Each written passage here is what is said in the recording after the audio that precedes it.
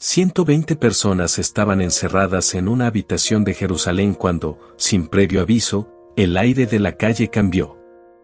Un sonido los alcanzó primero, no era trueno, no era tormenta, no era el viento que los habitantes conocían.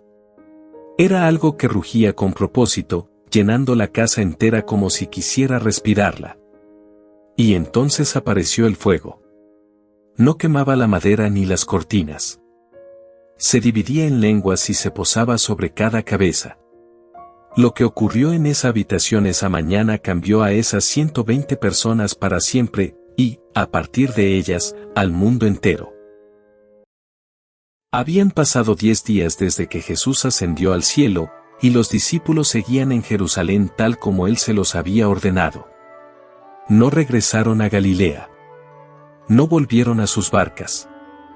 No retomaron sus oficios. Se reunieron en una habitación grande en la parte alta de una casa, un lugar al que las Escrituras llaman el aposento alto. Eran 120 personas en total. Estaban Pedro, Juan, Santiago, Andrés, Felipe y Tomás. Estaba Bartolomé, Mateo, Santiago hijo de Alfeo, Simón el celote y Judas hermano de Santiago. Estaba María, la madre de Jesús, junto a otras mujeres que lo habían seguido desde Galilea. Estaban los hermanos de Jesús, los mismos que tiempo atrás no habían creído en él. Las puertas permanecían cerradas, no por miedo esta vez sino por concentración. La última instrucción del Maestro había sido clara: no se muevan de Jerusalén, esperen lo que el Padre prometió. Nadie sabía con exactitud qué era esa promesa. Solo sabían que valía la pena no moverse hasta que llegara.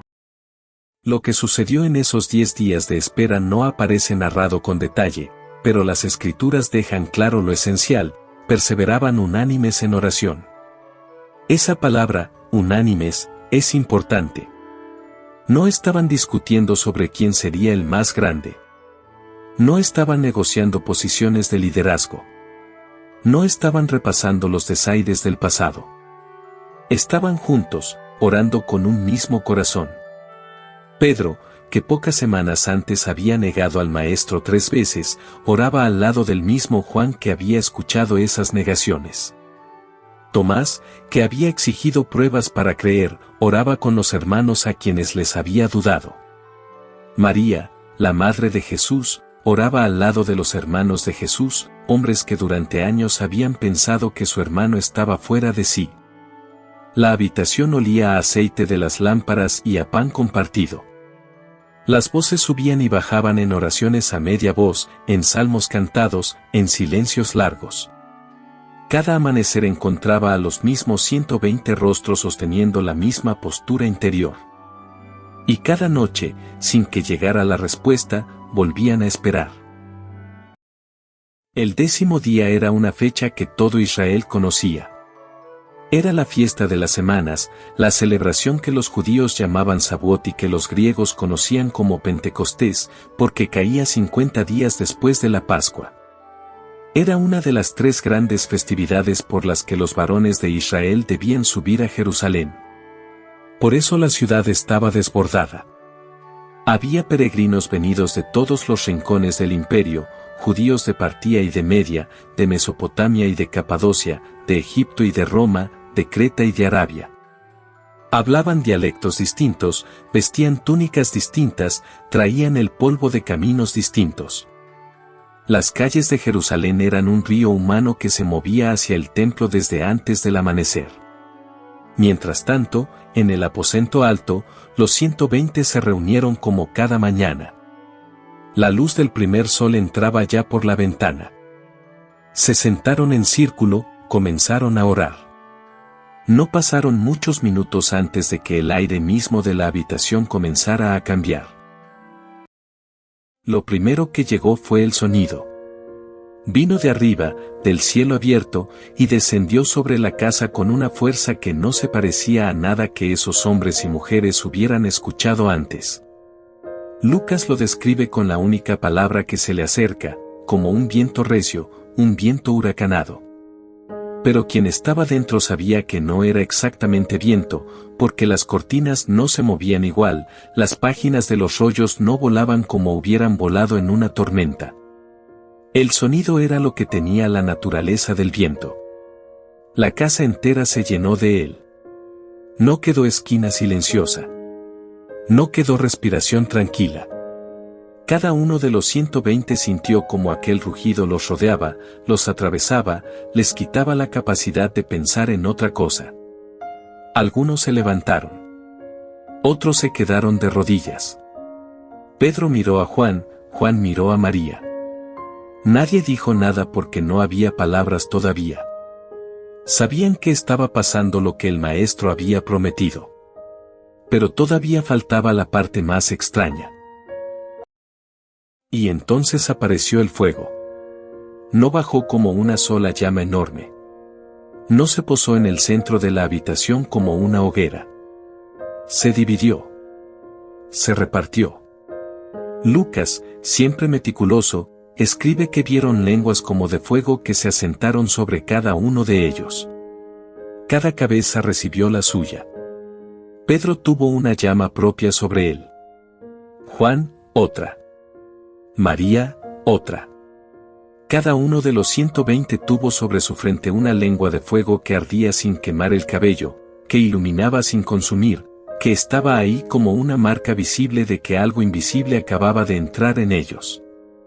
Aquella imagen contiene una verdad que la Iglesia tardaría décadas en comprender del todo: el Espíritu de Dios, que en el Antiguo Testamento descendía sobre profetas escogidos uno aquí y otro allá, ahora se repartía sobre todos los que habían creído. Hombres y mujeres. Apóstoles y madres. Galileos sin escuela y peregrinos cualquiera. El fuego no escogía solo a los más importantes de la habitación. Se posó sobre los 120 sin distinción. Y al posarse, los llenó por dentro. Los 120 comenzaron a hablar. Pero no en arameo, que era su lengua materna. Ni en hebreo, que era la lengua del templo. Ni siquiera todos en griego, que era la lengua común del imperio. Cada uno comenzó a hablar en una lengua distinta, lenguas que nunca habían aprendido, lenguas de tierras donde nunca habían estado.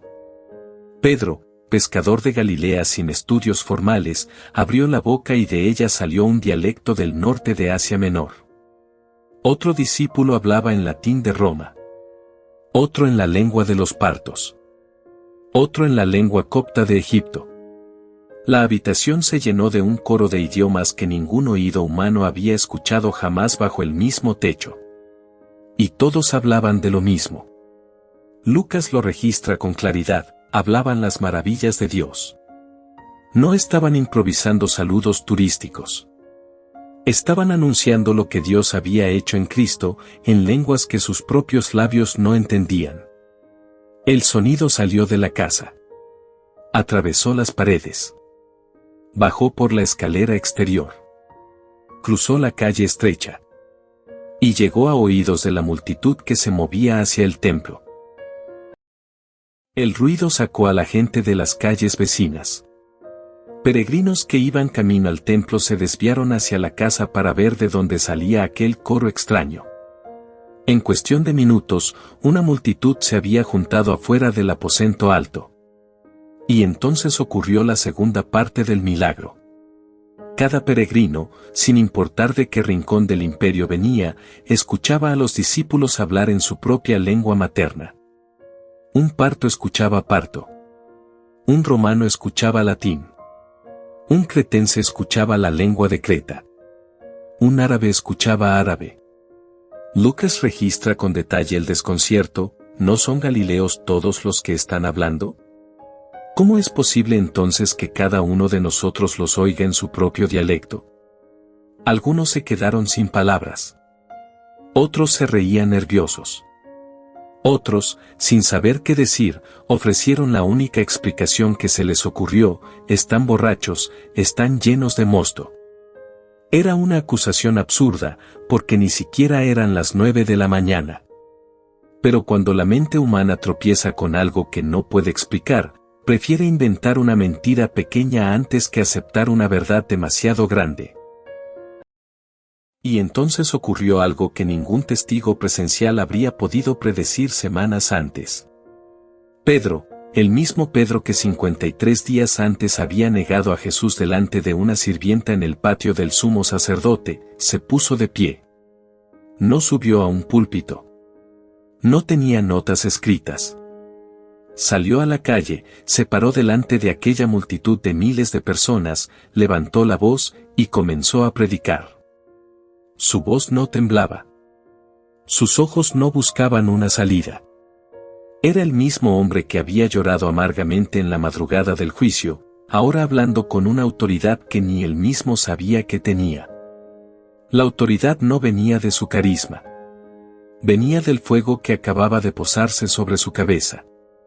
Empezó por la acusación más fácil: estos hombres no están borrachos como ustedes suponen, porque apenas son las 9 de la mañana. Y luego, sin transición, sin pedir permiso, citó al profeta Joel. La multitud, que había venido buscando explicación a un escándalo, se quedó quieta. Lo que aquel pescador estaba diciendo no era lo que esperaban. Era mucho más. Esto es lo que dijo el profeta Joel, gritó Pedro. Y comenzó a recitar palabras que la multitud había escuchado leer en sinagogas durante siglos sin sospechar que un día iban a verlas cumplirse delante de sus ojos. En los últimos días, dice Dios, derramaré de mi espíritu sobre toda carne. Y profetizarán sus hijos y sus hijas. Sus jóvenes verán visiones. Sus ancianos soñarán sueños.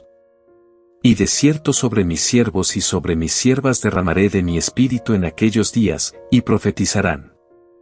Cada palabra caía sobre la multitud como una explicación largamente esperada. Sobre toda carne, había dicho el profeta. No solo sobre los sacerdotes. No solo sobre los reyes. No solo sobre los hombres. Sobre los hijos y las hijas. Sobre los siervos y las siervas. Pedro siguió citando al profeta hasta llegar a la promesa que cierra el pasaje: y todo aquel que invocare el nombre del Señor será salvo.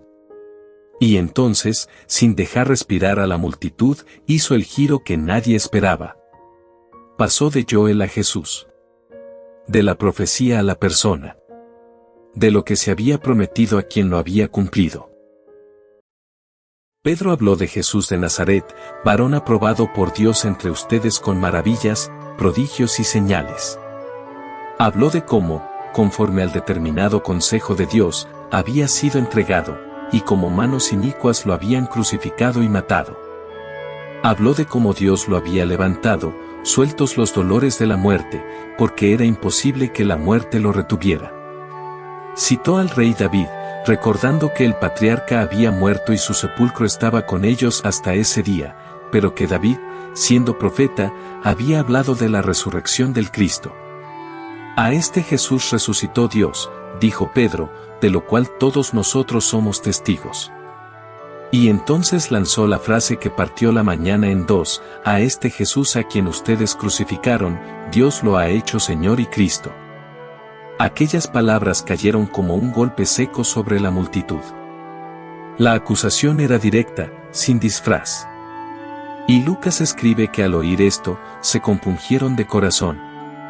Se acercaron a Pedro y a los demás apóstoles con una pregunta urgente: hermanos, ¿qué haremos? La respuesta de Pedro fue simple: arrepiéntanse, y bautícense cada uno de ustedes en el nombre de Jesucristo para perdón de los pecados. Aquella mañana, antes del mediodía, los apóstoles se vieron rodeados por una multitud que no quería irse hasta no obedecer lo que Pedro les había dicho. La cifra que Lucas registra es asombrosa: aquel día se añadieron como 3,000 personas. 3,000 hombres y mujeres que entraron al agua confesando el nombre de Jesús. Las pozas y mikvés de Jerusalén, normalmente usados para purificaciones rituales del templo, se llenaron de peregrinos que esa misma mañana se habían levantado pensando en otra cosa. Cada uno descendía al agua y volvía a subir convertido. Los 12 apóstoles, ayudados por los demás discípulos, no daban abasto.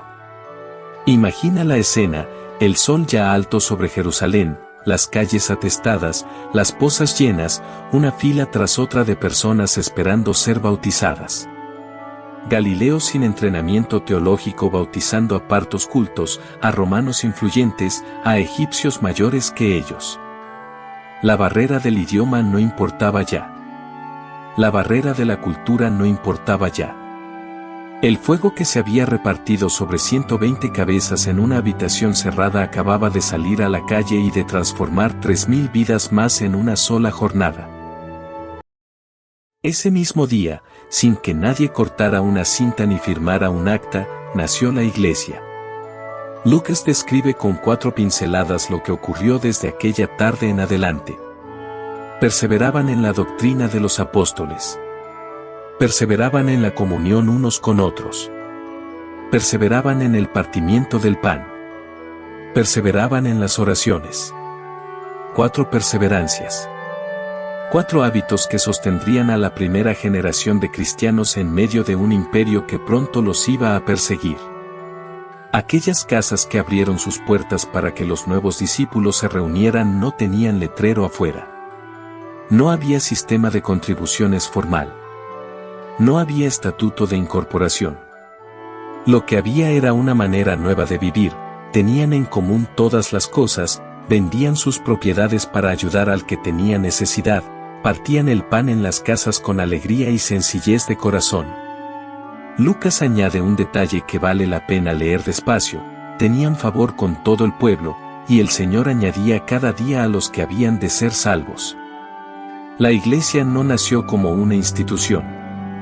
Nació como una familia que ardía. Y el fuego que la encendió no se apagó cuando los apóstoles murieron. Sigue ardiendo donde quiera que los discípulos de Jesús se vuelven a juntar a perseverar. Lo que ocurrió en aquella mañana de Pentecostés no fue un evento aislado para una generación afortunada. Fue el comienzo de una era. Pedro mismo lo dejó claro cuando habló a la multitud: la promesa es para ustedes, y para sus hijos, y para todos los que están lejos, para cuantos el Señor nuestro Dios llamare. Para todos los que están lejos. Esa frase incluye al lector que está escuchando esta historia ahora. La diferencia entre los discípulos antes y después de Pentecostés no fue que de pronto fueran más sabios, ni más cultos, ni más valientes por sí mismos. La diferencia fue el Espíritu Santo. Pedro pasó de negar a Jesús delante de una sirvienta a predicarlo delante de miles. Los hermanos de Jesús pasaron de pensar que él estaba fuera de sí a entregar sus vidas por su nombre. Una habitación cerrada se convirtió en una multitud abierta. El mismo Espíritu que descendió sobre los 120 sigue siendo el Espíritu prometido a los que creen. No tiene fecha de caducidad. No se gastó en el primer siglo. La pregunta no es si el fuego sigue cayendo. La pregunta es quién todavía está dispuesto a esperar en oración hasta que descienda. Pocos años después, uno de esos hombres que recibió el fuego ese día verá morir al primer mártir de la iglesia. Esteban, lleno del mismo espíritu, mirará al cielo mientras las piedras vuelan hacia él y dirá algo que dejará paralizado al joven Saulo de Tarso. Su historia es la siguiente. Suscríbete para no perdértela.